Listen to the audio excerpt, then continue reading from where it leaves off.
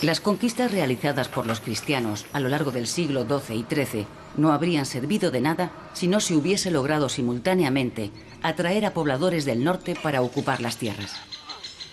Esta previsión de salvaguardia se realizó a cambio de una serie de privilegios jurídicos a sus nuevos moradores que les compensara del riesgo de habitar unas tierras todavía inseguras.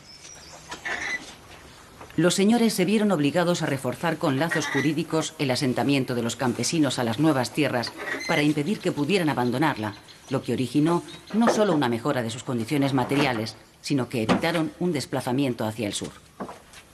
En Cataluña, por ejemplo, se fijó en el siglo XIII la obligatoriedad de pagar un rescate o remensa por abandonar las tierras.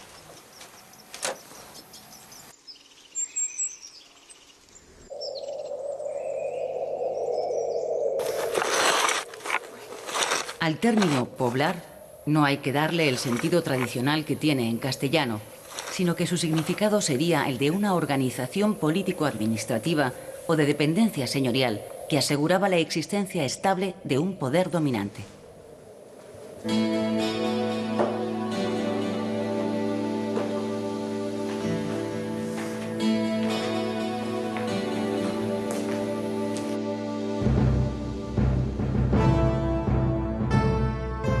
Más tarde, serán las órdenes militares las encargadas de coordinar la repoblación en ciertas áreas geográficas como Extremadura o La Mancha. En pleno siglo XIII se utilizó un nuevo sistema de repoblación basándose en los correspondientes repartos de tierras y propiedades entre todos los participantes, según su aportación a la campaña militar.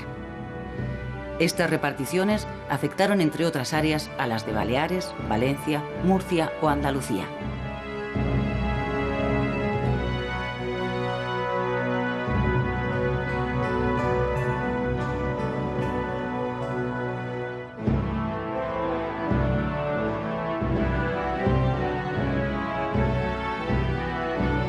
La nobleza, para preservar su patrimonio, creó un sistema de mayorazgos, por el cual el hijo mayor era el destinatario que perpetuaba el linaje y el patrimonio de su familia, mientras que el segundo debía buscarse la vida, bien en la milicia o bien en el clero.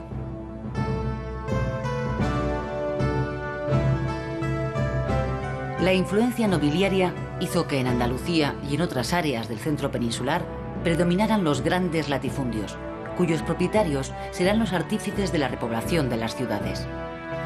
Lo cierto es que numerosos gallegos, asturianos, leoneses, cántabros, vascos, navarros, aragoneses, castellanos o catalanes se desplazaron hacia el sur en busca de propiedades, cierta libertad y una mejora de sus condiciones de vida.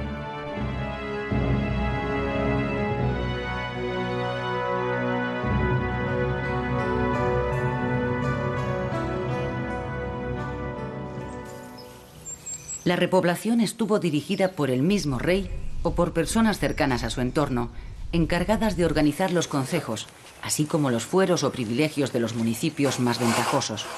Los nuevos núcleos que se intentaron repoblar estaban situados en los lugares más peligrosos, es decir, próximos a las fronteras.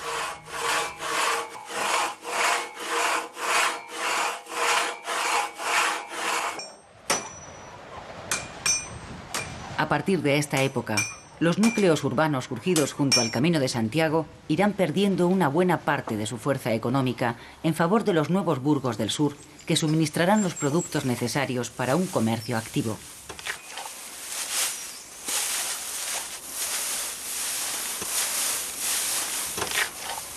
Los talleres textiles, las herrerías o las forjas empiezan a despuntar. Aparecerán también los gremios, en donde se agrupaban los distintos artesanos. La industria textil adquiere un notable desarrollo y los paños fabricados en Barcelona, Lérida, Perpiñán o Valencia se exportan a Castilla y al norte de África.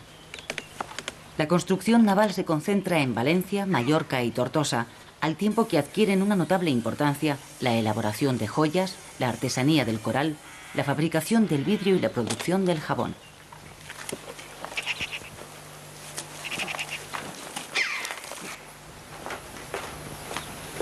En Castilla y León, la ganadería adquirirá un papel hegemónico, debido a la insuficiencia demográfica y a las especiales condiciones que hacen que los pastores sean al mismo tiempo guerreros.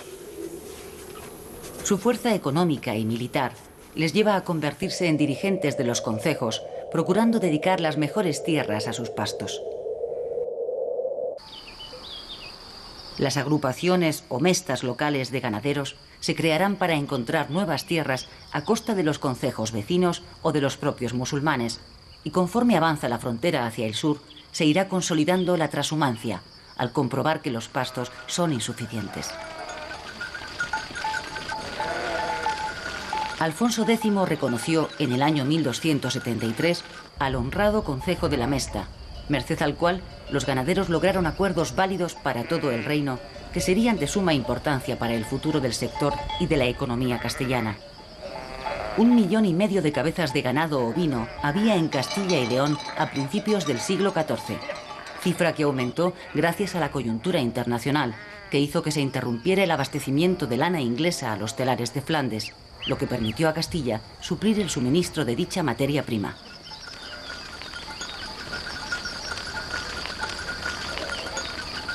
Si quiere, puede más añadir y enmendar si quisiere. Ande de mano en mano, cójalo quien pudiere.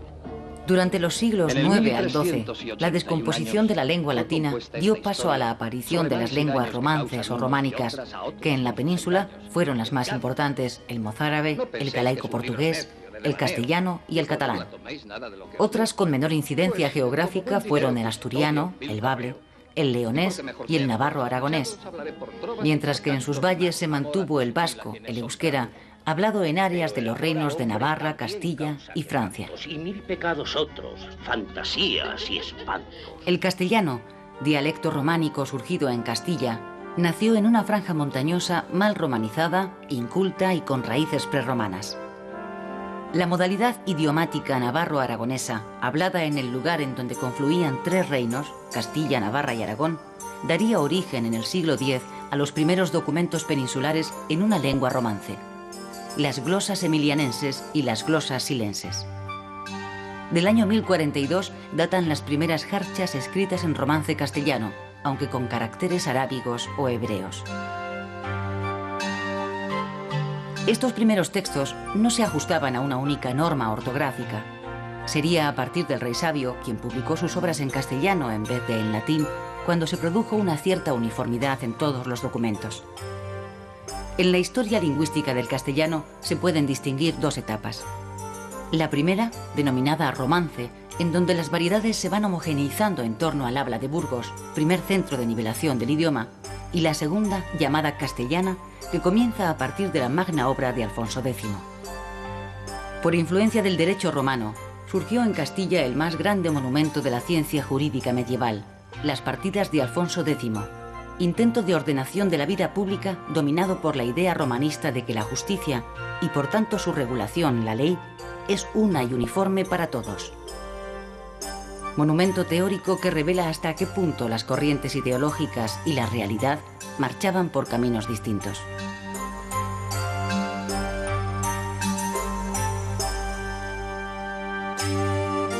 Al mismo tiempo, la lengua catalana se consolidará en las homilías de Orgañá y la lengua galaica portuguesa con la riberiña. Fruto de este mestizaje de culturas surgen figuras universales como la del físico y visionario Arnau de Vilanova o la del poeta, novelista, místico y filósofo Ramon Llull, autor en latín, catalán y árabe.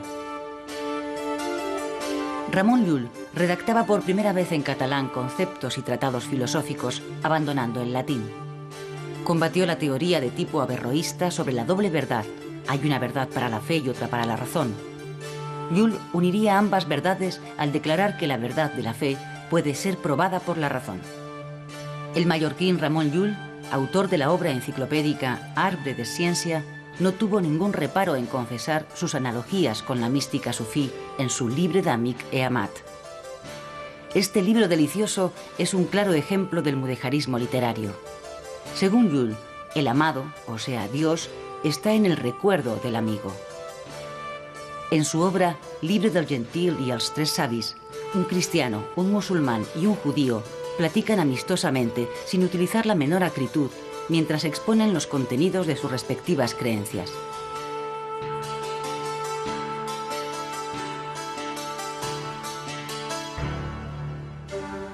Mientras tanto, el gallego se convertía en la lengua poética por excelencia merced a las cantigas, ya que el castellano del siglo XIII no poseía aún la dimensión lírica necesaria. Antes, Gonzalo de Berceo había narrado los milagros de la Virgen en un tono emotivo, pero disolviendo su sentir íntimo en un relato objetivado. Gonzalo de Berceo fue el primer poeta castellano, a caballo entre los siglos XII y XIII. Alfonso X cultivará el castellano en su restante producción científica o literaria. El rey sabio no solo escribía en castellano, sino que además interpretaba todos los vocablos doctos que surgían en su obra. Por ejemplo, cavernas quier decir cuevas, formándose así el primer diccionario español.